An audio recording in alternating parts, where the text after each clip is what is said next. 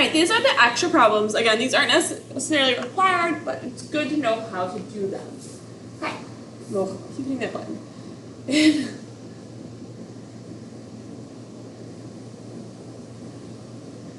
In a triangle, the ratio of the measures of the sides is 2 to 2 to 3.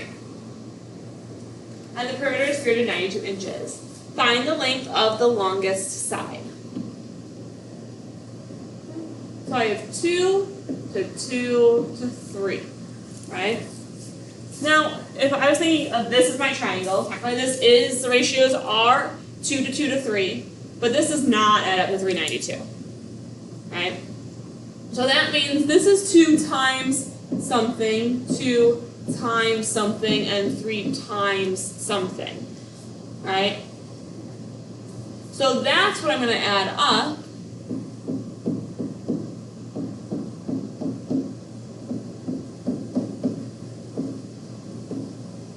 To get to 392. So then I'm just combining my like terms over here, right? And we get 7x. And then when we are solving, right, this is multiplication, so I have to divide by 7.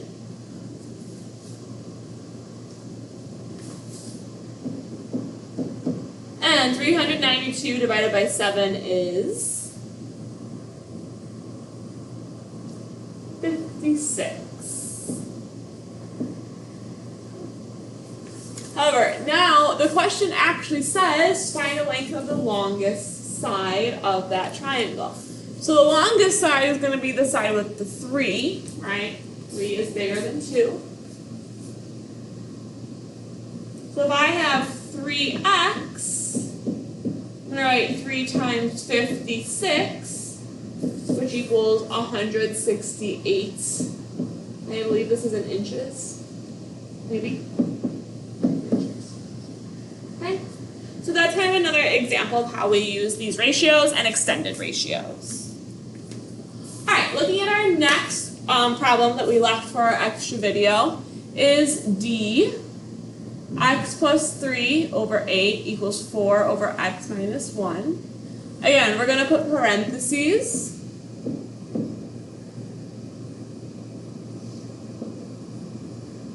Multiplying my extremes. Multiplying my means. Now, when I multiply this, I have a binomial times a binomial. I have to distribute twice. Some of your teachers might have called it foiling. So we have x times x, which is x squared. And then minus 1x. And then I also have to distribute this 3. So that's plus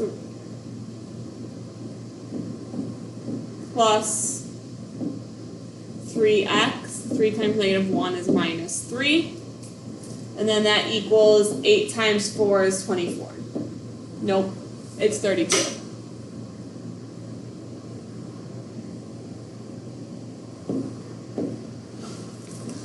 Alright, so now I want to combine my like terms. Right, those are the same. So I really have x squared. Negative 1 plus 3 is positive 2x.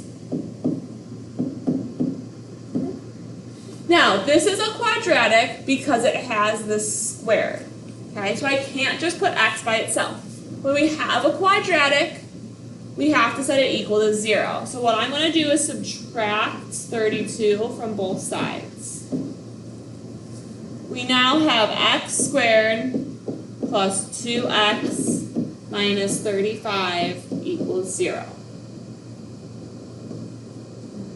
Now we need to factor. There are a lot of different ways to organize your factoring. They're all the same idea, but it just really depends on what your teacher did last year. I tend to use this x and what we call C, or the ceiling, goes up here, and B, or the basement, goes down here. you are multiplying to the ceiling and you are adding to the basement.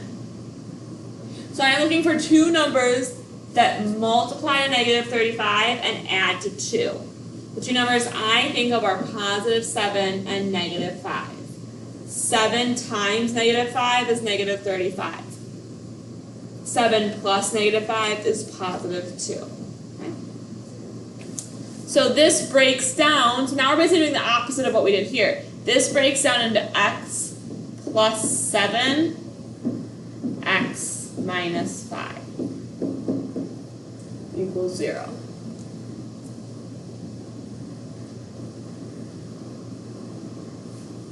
We split it up more, x plus 7 equals 0, or x minus 5 equals 0.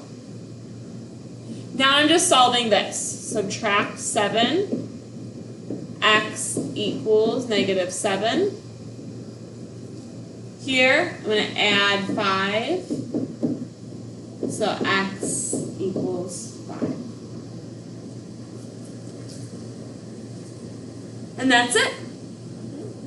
Alright, so that is our extra. Again, it's a little more advanced than what you might have to do, but it's good to know. And a lot of the things are things we might see later as well. Have a good rest of your